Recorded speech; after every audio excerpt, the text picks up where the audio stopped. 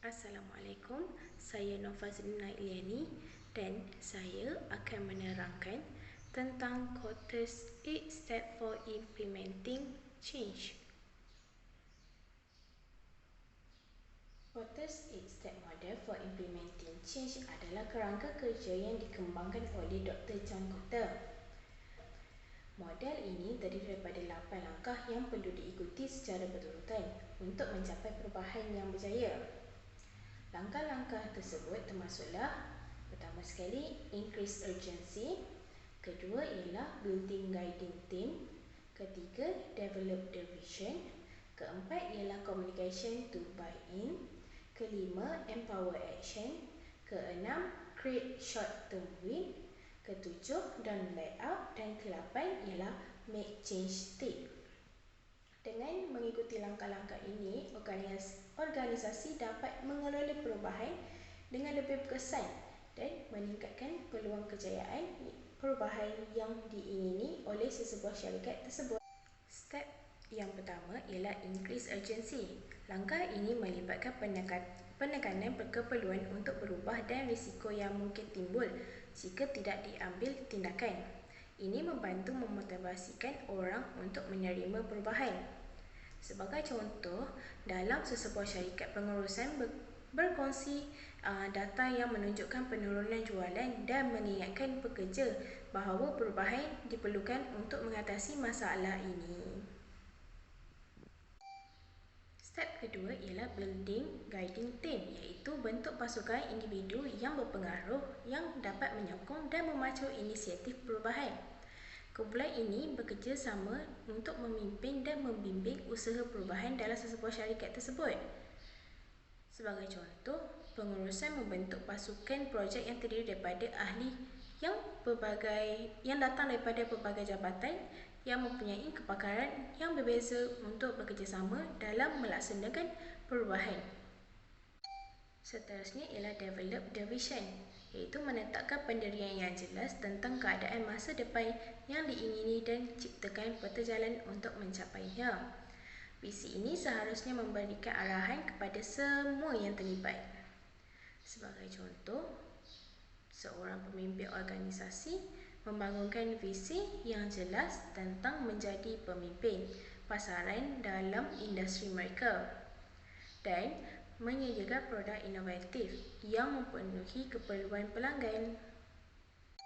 Seterusnya, communication for buy-in, iaitu komunikasi yang efektif dan sangat penting untuk memastikan semua orang memahami alasan perubahan, visi dan rencana.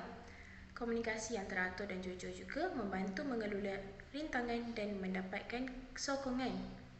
Sebagai contoh, pemimpin organisasi secara berkala mengadakan mesyuarat dengan pekerja untuk menjelaskan visi perubahan, mengapa ia penting dan bagaimana setiap orang boleh memberikan sumbangan kepada syarikat.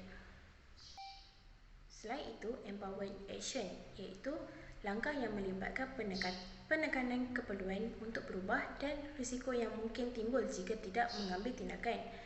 Ini membantu memotivasikan orang untuk menerima perubahan.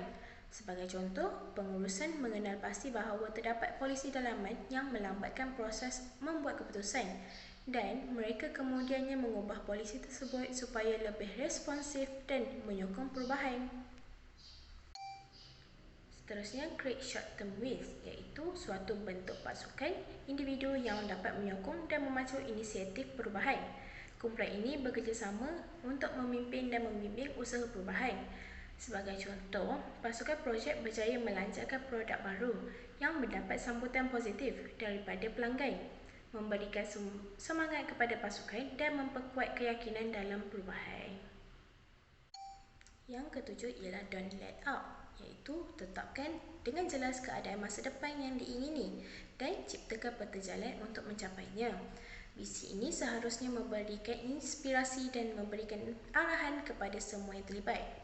Contohnya, pengurusan memberikan terus sokongan dan sumber daya yang diperlukan kepada pasukan projek untuk meneruskan perubahan dan memastikan bahawa tidak ada yang kembali kepada cara yang lama.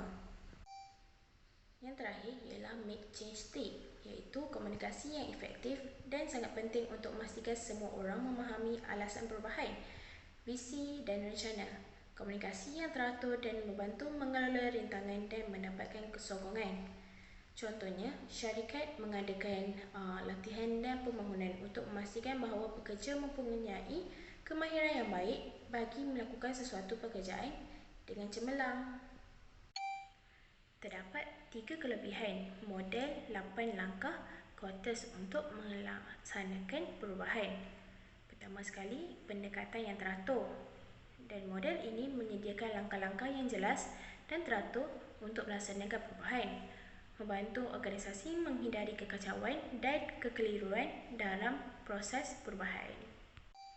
Kedua, fokus kepada komunikasi. Model ini memberikan penekanan yang kuat pada komunikasi yang efektif, termasuk juga komunikasi visi perubahan kepada semua pihak yang terlibat. Dan ini juga membantu dalam memastikan pemahaman yang jelas dan keterlibatan yang lebih besar daripada semua orang. Yang ketiga, iaitu mencipta keperluan yang mendesak. Model Coates ni menekankan pentingnya bagaimana mencipta keperluan yang mendesak untuk perubahan. Ini membantu memotivasikan orang-orang untuk menerima perubahan dan bergerak maju dengan tindakan yang diperlukan. Namun, terdapat juga beberapa kekurangan dalam Coates 8-step model. Pertama sekali, ia tidak fleksibel. Model ini mungkin tidak sesuai dengan semua situasi ataupun jenis perubahan. Setiap organisasi atau situasi perubahan mungkin memerlukan pendekatan yang beza.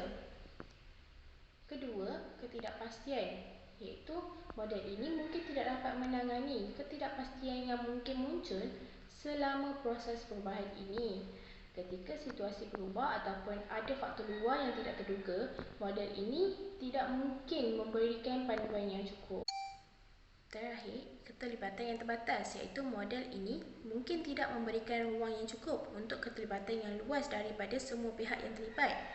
Beberapa orang mungkin merasakan mereka tidak terlibat atau tidak memiliki peranan yang signifikan dalam proses perubahan tersebut.